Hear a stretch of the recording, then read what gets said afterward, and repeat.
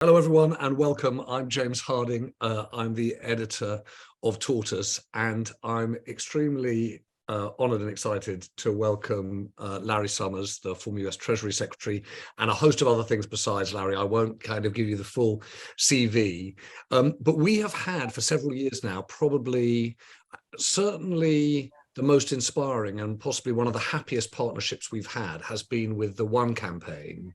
Because in these miserablest times when everyone seems to kind of get on these calls and be miserable about something, the One campaign keeps on focusing on what can we say to lead to something that we actually do that's constructive in addressing the vacuum of global leadership, focused on ending extreme poverty, focusing on preventing disease. And I know you've worked with them and the whole team there for some time. And so we want to do that unfashionable thing these days, which is try and have a conversation between the two of us, but ideally with as many people joining the call as possible, weighing in the chat. You remember how this is on a Zoom call, flag up a point, and I'll come to you in the conversation. So you can put points to Larry, because what we're trying to do at the end of this is gather all the thoughts that can feed into one on how we can constructively address this global leadership question. And so, Larry, that's really that's the sum of the questions really for you. I hope that's going to be the drive of the conversation this evening. I'm in London, I know you're in the States. Do you have an answer to the seeming hollowing out of UN force in the world, certainly G7, G20 force in the world? How do we rebuild these global institutions so they address the global problems we face? Well, James, I think it's important to start by keeping some perspective. Obviously, we have massive problems going on in the world, climate change, continuing impacts of the pandemic, the threat of the next pandemic, shocking carnage in Ukraine, inflation, high interest rates, debt overhangs. So there's good reason why Adam Tooze used the phrase polycrisis to capture this moment. And I can't remember a moment when there were so many difficult crosscuts.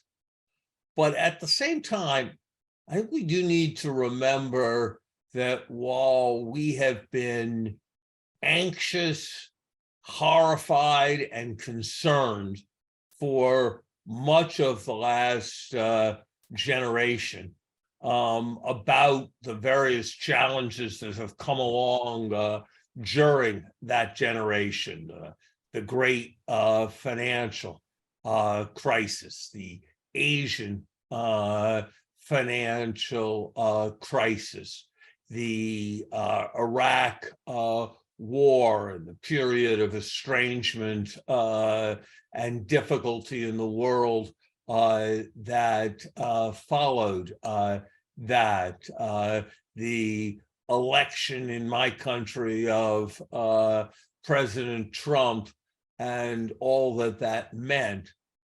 Despite all of that, the chance that a child born on planet Earth will die before the age of 5 has fallen by almost 50%. The chance that a child will be illiterate and never schooled when they grow up has dwindled. The chance that people will have an opportunity to go somewhere more than 25 miles from where they were born at some point during their lives has increased. The sense of connection that exists between all the people on this planet has been transformed by the fact that a generation ago, no one had a smartphone. And today there are more smartphones on planet Earth than there are adults. These are seismic changes that have happened even as we have been worried. That's no grounds for complacency or for satisfaction, but it is, I think, a powerful argument for something very different from fatalism, for a belief in the power of moral energy. I've always been inspired by John Kennedy's observation that man's problems were made by man. It follows that they can be solved by man. So I think it's wrong to start from a perspective that all is lost or that matters are hopeless. If one thinks about what would have happened if, and there's a ton to deplore, and we are way underprepared when the next pandemic comes. But the truth is that this pandemic had come 20 years ago. Its consequences might have been an order of magnitude greater. And we need to just remember that as we seek to have a perspective. I guess, Larry, so I'd love to talk about those four big things that you raised, climate change, potential future pandemic, the military situation, the security situation, and the economic situation. But I wondered whether we could start, for people of my generation, and lots of people on this call won't remember this, but there was an incredibly famous Time magazine cover of you, I think, Bob Rubin and Alan Greenspan, the Committee to Save the World, 1999, I think it was. And then if you think of the read through from that to the post-financial crisis, the one thing you can say about financial institutions and the architecture of global finance is that the world has historically come together. Institutions have come together, and people have been able to see, they may disagree with the decisions taken, but they have been able to see decisions made. And I wonder how you think we can draw, or what lessons we can draw from the way in which the institutions of finance have responded to these kind of big challenges, to things like climate. Is there something that you draw that thinks, okay, well, there's a way of doing things when you're facing an acute crisis that can deal with a long-term one? Look, I think during the Asian financial crisis, and again during the great financial crisis in 2008, you had bold leadership from the United States operating through visionary leadership from the international financial institutions, resting on strong cooperation, first in the G7, and then ultimately in the broader G20 circles of government that led to a solution. And I have to say that the summit we just saw of the G20 countries in Bali, for all its strengths, did not seem to me to show the same kind of boldness and unity of purpose that we saw in the London G20 summit of 2009, and that the meetings of the international financial institutions and the world's finance ministers did not seem to me to manifest the sense of common purpose and transformational response that we saw with the very large resource flows that were committed from the IMF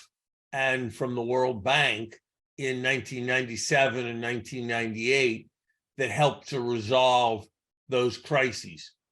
And I think that's a continuing challenge for the leadership of the of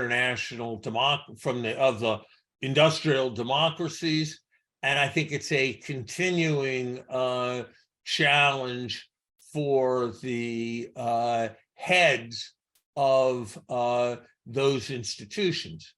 Because make no mistake, as important as the moral element is, this is about forward defense of the fundamental security interests of people living in Detroit or Düsseldorf. It is about whether they're safe from microbes, which are today a graver threat than even the most sophisticated artillery to more human beings. It is about whether climate change, which is the first time that mankind has been able to impact the overall level and structure of life on Earth. It is about whether there continues to be a sense of credible collective deterrence with respect to wanton aggression. And it is about whether there is the continuing ability of people everywhere to benefit from a continued and expanding division of labor. And look, there are things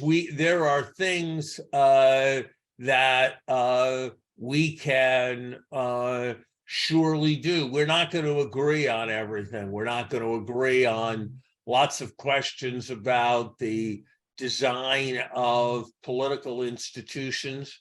We're not going to agree on every question about where borders should be drawn. We're not going to agree precisely on how the boundaries should be set in a variety of regulatory areas, but we can sure agree that there need to be effective responses to microbes and that they need to come fast.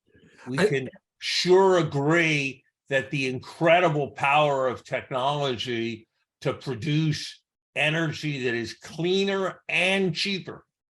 I want to say both those words, cleaner and cheaper than the energy that could have been, electric energy that could have been produced a decade ago, need to be harnessed.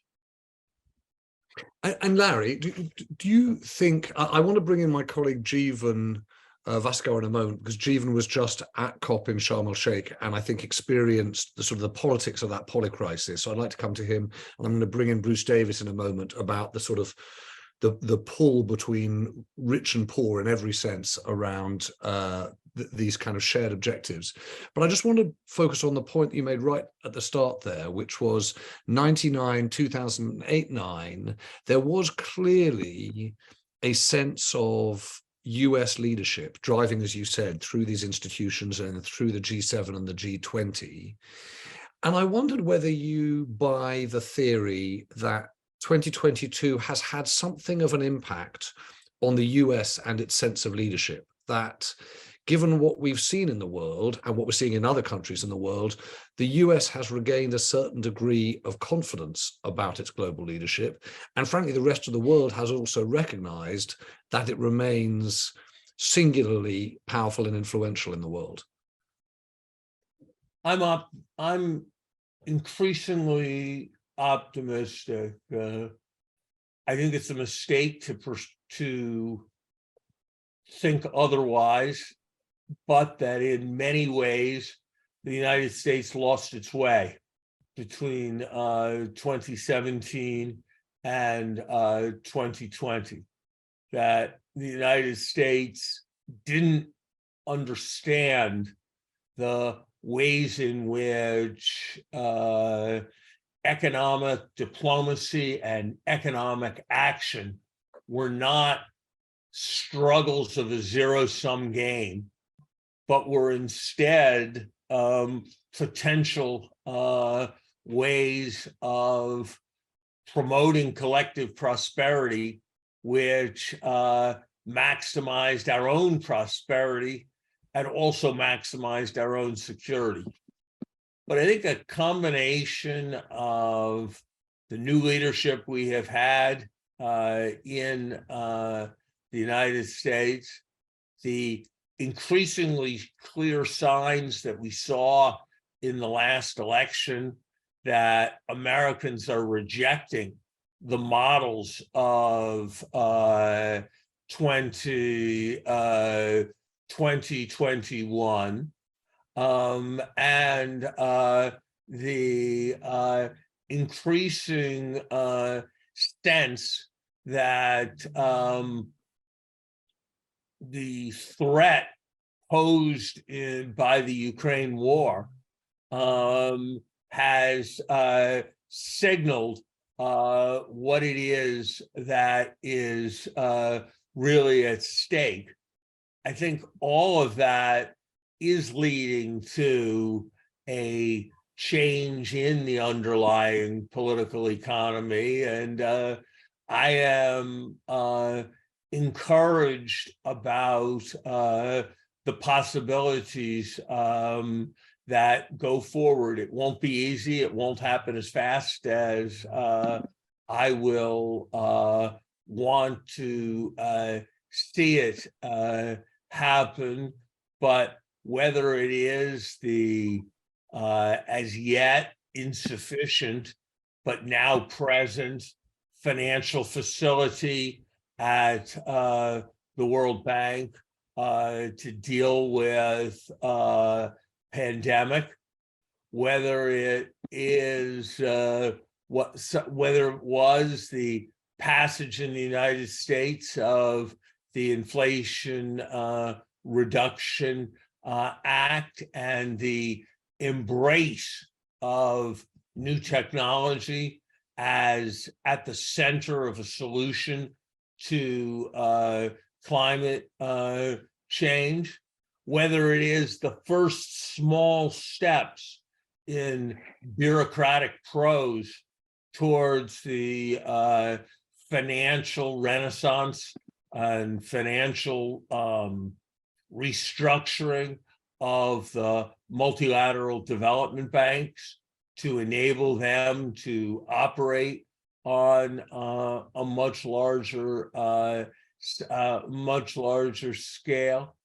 I think we are starting to see the beginnings of what could be a very, very important restoration after some difficult years of international cooperation and of American leadership on collective security issues. I think there's no question that that's where President Biden very, very much wants to go. Larry, well, that's one of the more encouraging sets of things I've heard in a while. I want to come back to some of those things, particularly about, for example, the multilateral development banks and your point about the pandemic facility. We'll come back to that in a second. But if I can, I just had to bring in Jeevan, because Jeevan, people may have seen that you made this point in the chat about the reality of the poly crisis as it hit COP in Sharm. Do you want to just explain that to us and put the point to Larry? Thanks, James. Yeah, Larry, I'm climate editor at Tortoise. As James said, I was in Egypt for COP, and you saw the sort of evidence of the poly crisis there, where countries were saying the climate crisis for us is a finance crisis. We just can't afford to cut our emissions. Egypt put a price tag on it. They said it was $246 billion if we're going to decarbonize. We've got a food price shock, an energy shock, soaring inflation. We need to service our existing debts. We just can't do this. And that's why the world is sort of falling short on cutting emissions. It's a money problem. So I guess my question to you, or my ask is, what's the sort of original thinking you're seeing on this? I know people like Janet Yellen have been talking about this, but where have you seen creativity coming from? Where have you seen fresh thinking coming from on how to solve the finance part of the climate crisis? Look, I think it's sitting there before us. We do not need the global development banks to be as financially conservative as they are today. There was a moment of spectacular opportunity during the period of very, very low interest rate to increase leverage that was lost, but leverage levels still are significantly below what would be sustainable, as, albeit in rather bureaucratic prose, the expert group convened by the G20 recognized. And I think the world should be expecting from the development bank system a model that would permit an increase in lending of a third or more without increased capital. And in the context of that increased efficiency in using capital, should be contemplating an extraordinary capital increase dedicated not so much, not entirely to business as usual, but to the support for global public goods, particularly those around the global environment and around global health. I don't think there's a reason why it needs to be the case that there are three separate and largely independent facilities directed at catalyzing private sector finance in the World Bank Group, an IFC directed at direct commercial investment, IBRD lending that includes co-financing mechanisms, and MEGA that is directed at providing guarantees. Operating together, their catalytic power should be able to be substantially increased from levels where it is. But I don't want to be naive. This is not going to happen without commitments from the major shareholders, including the United States. What is stunning, though, about the financial mechanism that is the development banks is that they can take a few $100 million a year from the United States and use it to be the basis, given that that will be associated with contributions from other shareholders, and given that it's a bank that has the institution, has the capacity to borrow money when it has equity capital, a few $100 million a year can support tens of billions of dollars a year in additional lending. Now, there is also the possibility for leverage, albeit with less leverage, albeit not with the same degree of leverage at the concessional level. And I would say one other thing I would say is that it doesn't cost anything to restructure or forgive debt that you are not going to collect. But by removing the overhang that debt represents, you can substantially catalyze the level of new investment, which will otherwise be taxed by the presence of that existing debt. And so, in addition to thinking about the ways in which we're going to provide new money, we also need to think about the restructuring of old debt, where all you have to do is look at markets to know that there's no substantial expectation that it will be repaid, and therefore much less cost than a green eye shade might suppose to its restructuring. I think all these things are possible.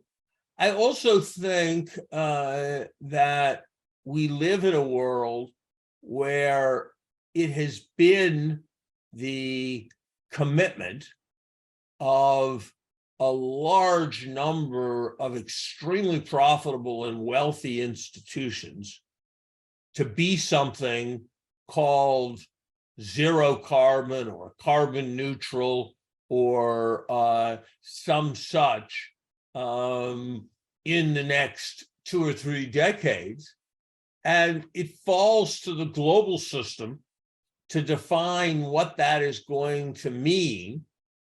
And in many cases, what it's interpreted as meaning is that they are going to engage in a variety of offset activities to the continuing emissions that are inevitable, since people are going to, for example, continue to fly on airplanes.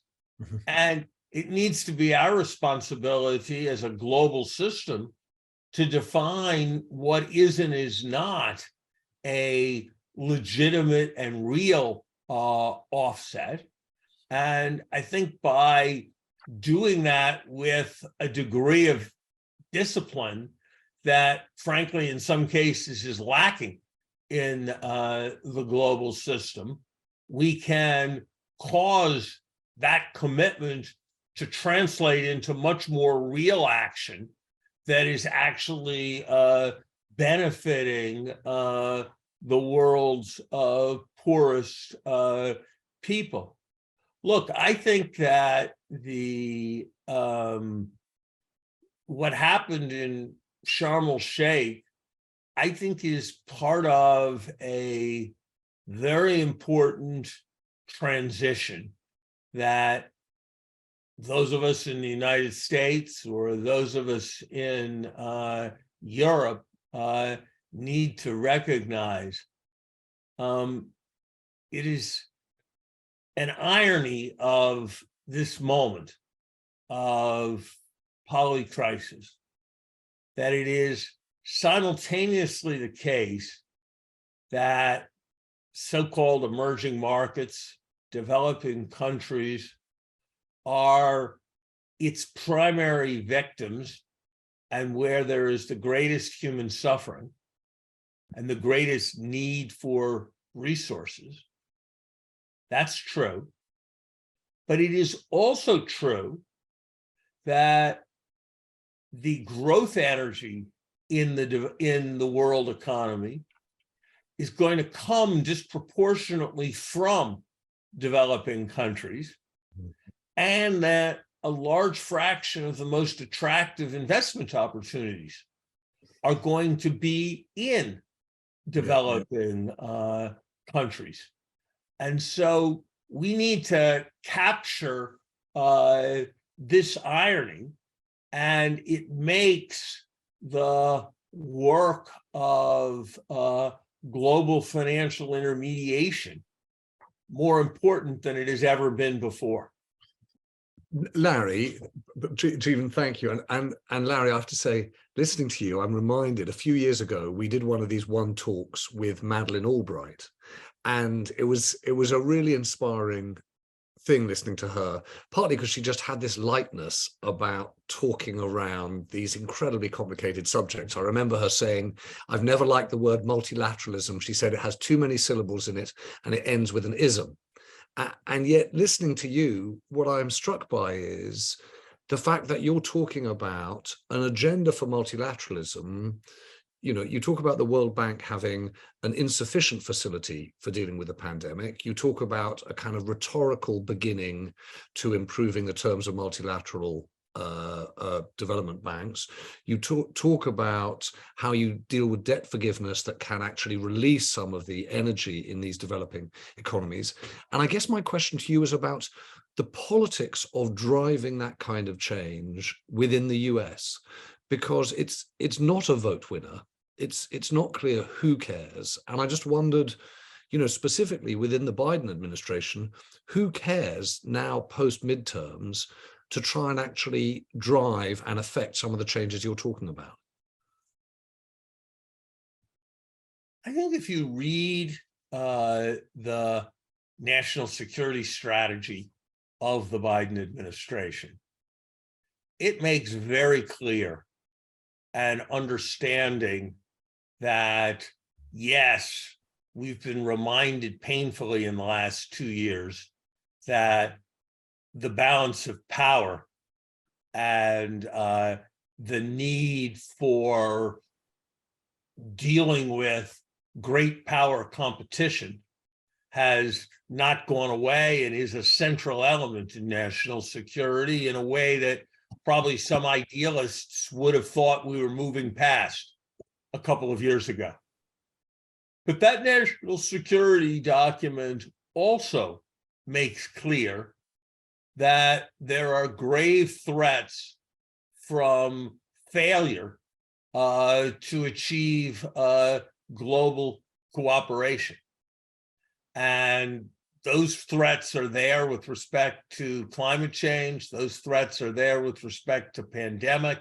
Those threats are there with respect to nuclear proliferation and terrorism. And so we need to find a way of, and I think we will find a way of achieving that cooperation. I don't think that those ideas lack for a constituency within the Biden administration. And I think that it is a mistake to fail to recognize that sometimes in the United States, the transition from inconceivable to inevitable can be more rapid than anyone would imagine.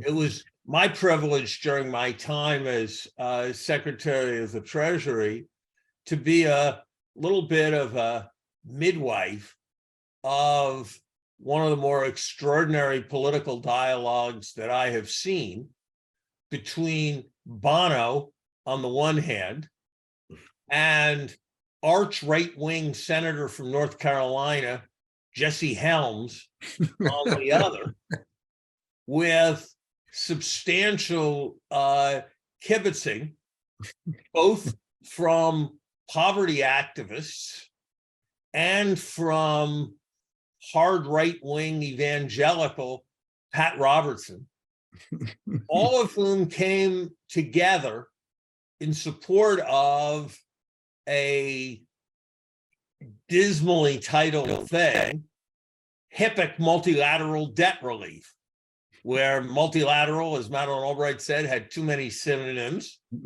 and HIPC stood for highly indebted poor countries, and yet it happened. Yeah. And maternal mortality rates in a number of African countries went down. Poverty rates child poverty rates went up. Gaps were closed between boys and girls rates of education. And so I think that this all can happen, and it can happen because it has happened. And it doesn't always work, and it doesn't happen as fast as many of us would like, and it doesn't happen as comprehensively as many of us would like. But, if you think about, go back further James, if you think about what would the plausibility have been based on a reading of the history of the first half of the 20th century as it stood in 1946, or the long-term history of Europe as it stood in 1946, that there would be a bold initiative led by the United States to reconstruct and reconnect the nations of Europe, of the kind we saw with the Marshall Plan, in a way that would have made intra-European war of the kind we had almost inconceivable in not that many more years. Now, if there's any silver lining, and on balance, one would wish it to be otherwise, but if there's any silver lining in the degree of alarm that so many people feel about what's happening in some of what has happened in China, or any silver lining in what is happening with Russia, it is that there is an impetus there to a profound kind of cooperation. So I see potential in the combination of the threats and the opportunities that are coming with technology, and it is going to require building. It's not going to come from people advocating to the persuaded using the arguments of the conventional moment. And it's not possible to see in advance just what form it will take. But I believe there are possibilities. Larry, I wanted one of the, firstly, by the way, just the reminder of Bono, Jesse Helms, and as you say, the kibitzers remind you what's possible, not least in the combination of people. But I wonder whether or not I can just pick up on, actually invite Bruce Davis and Jeff Seal, because I think they're both making a point that I suppose echoed at COP2, which is this suspicion that even if you get alignment around doing the right things, actually the benefits go to the richer countries and the rich within countries. And Bruce has made that point, and Jeff did separately. So I'm going to invite them to make that point to you. Bruce. Hi there. Yeah. So Bruce Davis. So I was an anthropologist studying money in California on the day of the crisis when Lehman's crashed, and we were at a global conference about money, and everyone ripped up their presentations and started talking about shadow banking and all the things that had come out of the shadows. But I guess looking back on that over the last 10, 12 years, it's the view is now coming that maybe some of that momentum and that solution went to solve the wrong problem, that it was preserving wealth rather than addressing the issue that caused the crisis, which is that there wasn't enough productive investment, that things were going into the wrong places, and that was causing the bubbles that undermined the banks. And I suppose in COP, what we're seeing there is a fight back around this concept of the just transition, which has sort of come out of LSE and a lot of the studies there, to try and make sure that we don't repeat the mistakes of the past, which I think Adam Tooze is really great to sort of remind us of in his own books. So it's really like, how do we ensure that huge inequality of wealth that is built up in the financial system doesn't distort the efforts that we are making now to realign capital with that solution, that it drags it back, which I think we're seeing a bit now with the issues with Mark Carney's initiative, GFANS, banks calling in antitrust excuses and so on, that wealth is kind of nervous about this future and doesn't want to commit to it. Meanwhile, is busy building bunkers in New Zealand to try and ride it out. How do we deal with this problem of this inequality in the finance system, and how do we avoid what most people are thinking, how I think about QE, is that it didn't necessarily move that money where it was needed to go to produce a lasting solution. It was more of a sticking plaster. Larry, before you answer, can I just invite Jeff? Also, has got a sort of similar point. If I don't know whether Jeff is there. Jeff Steele, yeah. Do you want to put a similar point? I think you're making to Bruce's.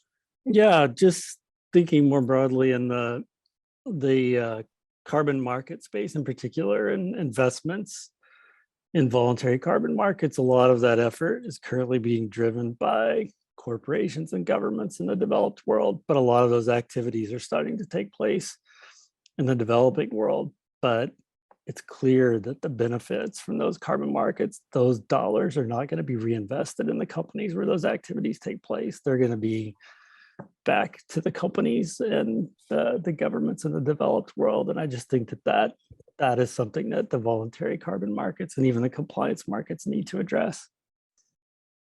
Jeff, thank you. And I don't know whether we can just hear from Erin too, who was just making this point about the generational divide, the generational distribution on this. Erin, are you there?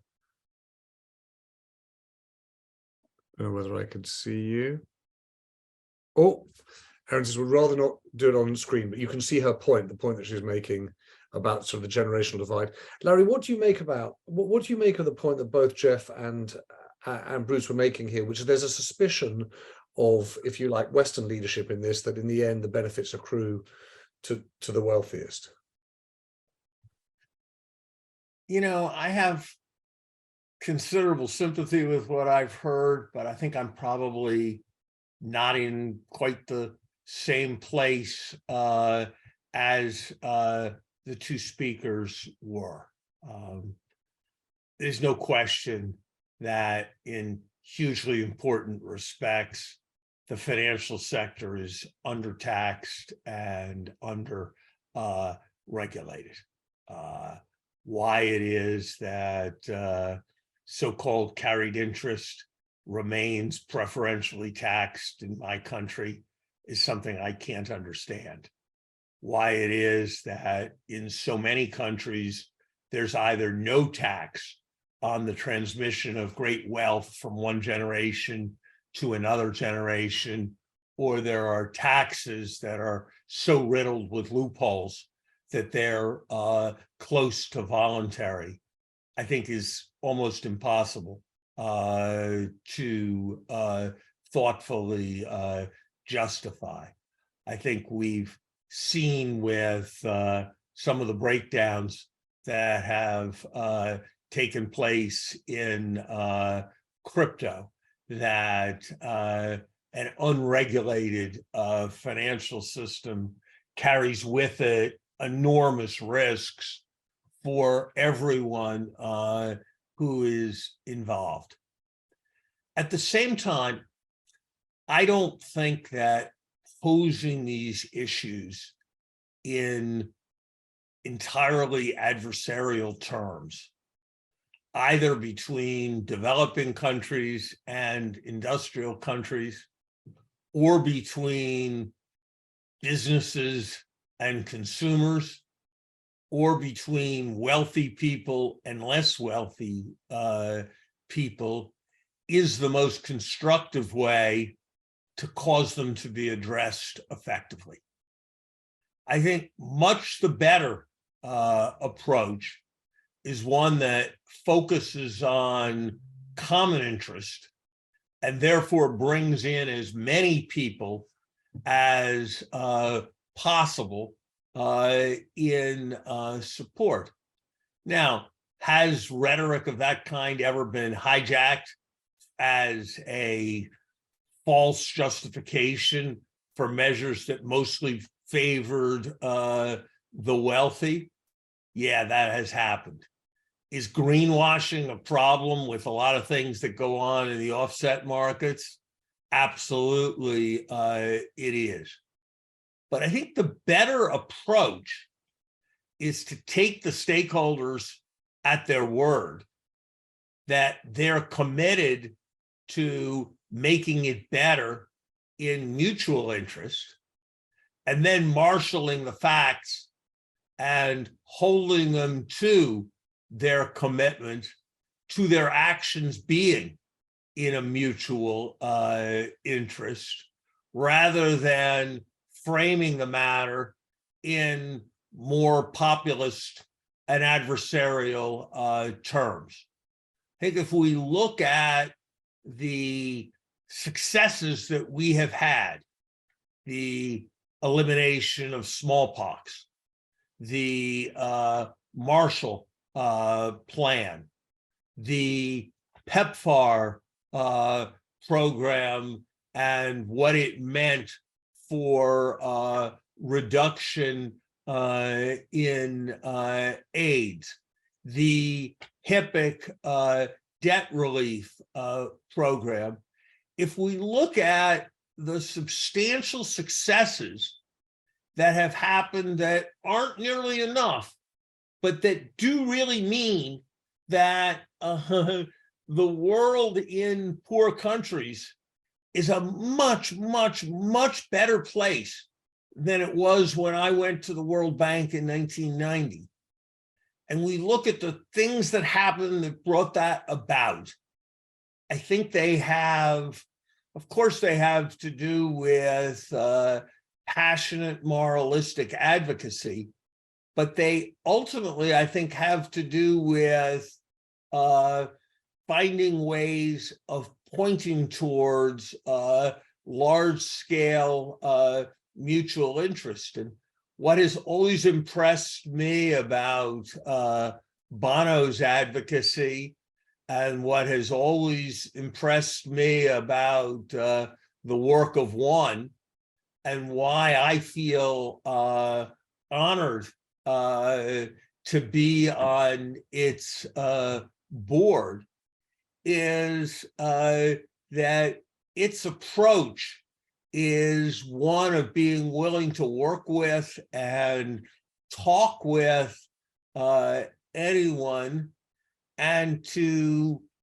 celebrate the objective rather than to vilify anyone. And I think that that approach is ultimately the one that has been associated with more success. And so it's the one that I've tried to take. And as I've done that, I've recognized that the world only moves forward with a spectrum of people taking on a spectrum of roles.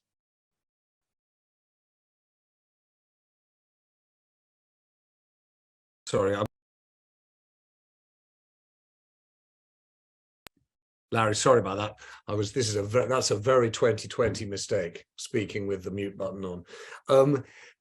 Larry, you'll know this. Larry and I have had these conversations a few times in the past, and one of the things we've sometimes done is to play the long short game. Not everyone here I know is a global financial investor, including me, but you know the business where if you long something, if you buy the stock in it, and if you're short, you sell the stock in it. And this is a sort of theoretical version of that game, because we're talking about, global cooperation, the institutions that might win. And I just wondered which institutions, which ideas, and which individuals you're long, and which ones you're short. So if you don't mind, should we play long short on global leadership?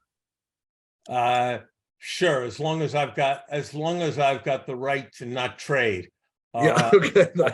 On at least a few of the securities you're going to suggest. Okay, fine. Well, we're gonna start. All right, let's go. Long short. The World Bank. Long potential, short the recent performance. Interesting. Xi Jinping. Short going forward. Oh, interesting. Elon Musk. I'll pass. We'll find out on Twitter. Bruce just mentioned GFANS. I'm sorry? GFANS, the Global Initiative on Finance that was launched in Glasgow. short. I think there's going to need, I think that ultimately its objectives are exactly right, but I think that there isn't quite enough concreteness and structure at this point for the press releases to translate into tangible results.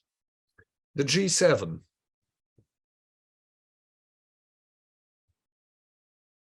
Long. I think it's being resurrected and renewed. The Global Fund. Very long. I think it's made huge contributions. It's been replenished in a reasonable way, and it's the kind of structure we very much need in global health. Would that it have more resources. We're going to get closer to home now. It's potentially going to get more painful. The European Union. Neutral. Lots of potential, lots of challenges, probably ultimately long. The United Kingdom. Oh, never count out the United Kingdom, and the price isn't very high right now. That's a very nice way of putting it. All right, we're going to go for some individuals because lots of people are asking in the chat, Larry. Vladimir Putin. Short. Ultimately, justice, democracy, cooperation are what prevail. And when you say short, I'm going to sort of press you on a timeline. 1 year, 2 years, 3? All three. As in, we've no idea. No, as in, I think it's gonna go down, and then I think it's gonna go down more, and then I think it's gonna go down more. I think it's irredeemable. Okay. Donald Trump's re-election chances. I may regret having said this, but I think it's not going to happen.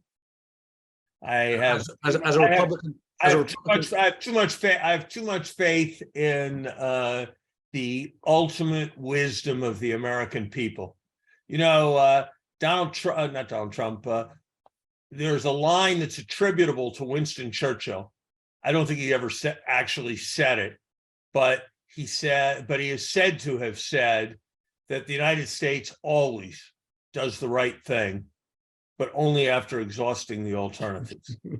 And I think it's a useful perspective for thinking about the United States. Well, on that note, Larry, it just falls to me to say thank you, not least because you did what we asked, which was actually be real about the world, but identify the trends that are going in the right direction. And I've written down this note: the beginnings of a restoration of international cooperation and US leadership. And given that we spent a fair few years asking whether or not there are any signs of either of those things, the prospect of that restoration is extremely welcome. I know you've got a huge amount to do and are involved and engaged in so many of the things you've talked about this evening. So it's a real pleasure to get to talk to you. We're continuing these one talks. Actually, we're having the next one with Martin Wolf and with Avinash Prasad, who, as you know, have been both focused on, for professionally their whole lives, on this development economics and particularly around climate finance. So I hope you'll join us for the next set of these one talks. We can't give you a round of applause, but we can kind of wave cheerfully and cheered by listening to you. So Larry Summers, thank you very much indeed. James, it's been a privilege to be with you, and it's been a privilege to be with a constituency that has so much moral energy, which I so much admire. Thank you very much for having me. Thank you.